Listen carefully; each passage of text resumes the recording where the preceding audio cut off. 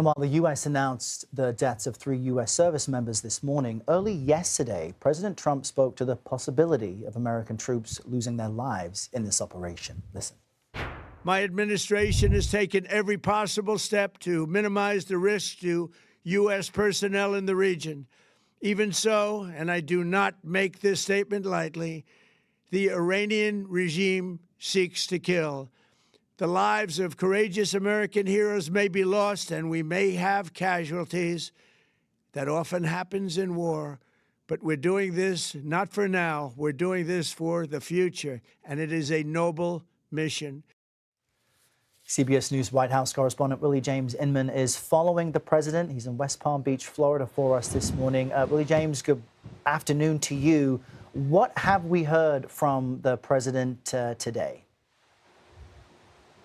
Hey there, Errol. The president actually posting just moments ago on True Social, and I want to bring up that statement from the president so our viewers can see it, essentially giving a battle damage report from the field. He said he has just been informed we have destroyed and sunk 9 Iranian naval ships, some of them relatively large and important. We are going after the rest.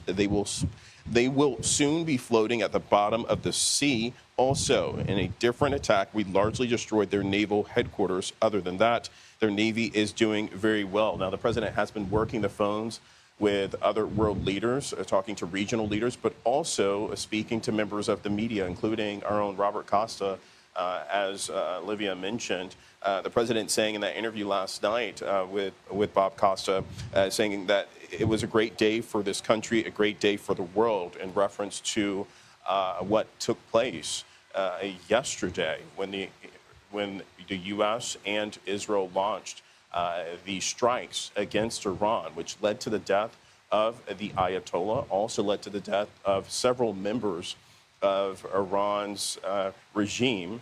The president also saying to The Atlantic today that he will be speaking and agreed to talk to the Iranians. We, of course, know that there have been negotiations ongoing. Those negotiations appear to have broken down, leading to this moment.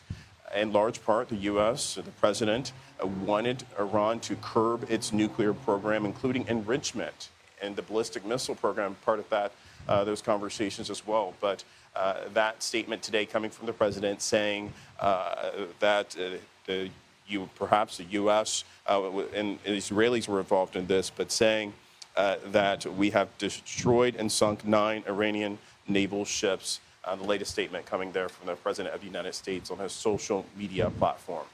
And how is the White House justifying these strikes, considering those indirect talks have been ongoing preceding this weekend? Yeah, there have been many questions about this, and I'll note that the president's statement that he gave was one that wasn't broadcast or recorded by us, meaning the media, the reporters who travel with him.